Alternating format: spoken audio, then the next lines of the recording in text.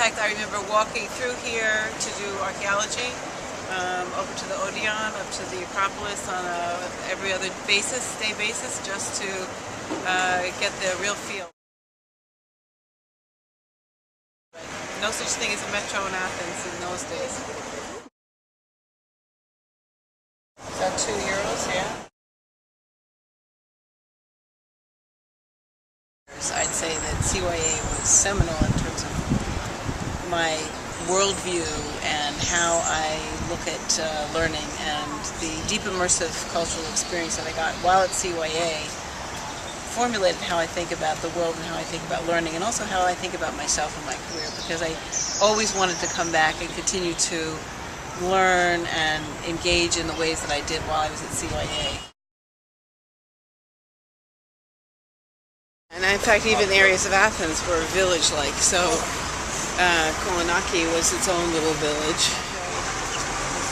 Very expensive for us students in those days because it was very Frenchified. All of Kolonaki was heavily French because that was the kind of class, style, status.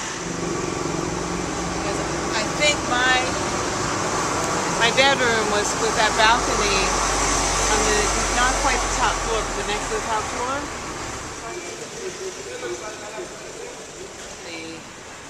The Greeks were not always thrilled to have American college students, and we were told on occasion we needed to, be respectful, tone it down. I'm sure you still get the same issues. The military was present. Certainly in Syntagma, the military was very present. So anytime there was any kind of potential issue in the news, they would kind of come out and take post in critical positions, make themselves very visible.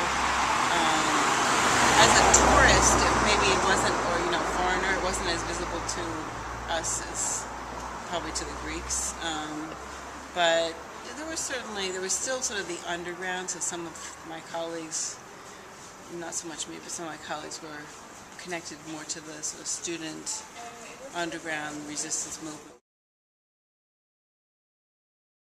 I didn't really know that much about modern Greece, but coming to CYA and getting immersed in the culture here opened my eyes to the awareness and the power of learning about another culture. That has really propelled me to keep my perspective on the world at large, and to keep thinking about how do we become global citizens, how do we grow global citizens, what are the components of being effective in the world. And so much of what it takes to be effective in the world is really about learning to adapt and to learn. 45 years college year in Athens. I don't quite go back 45 years, but almost. 39. Oh my goodness.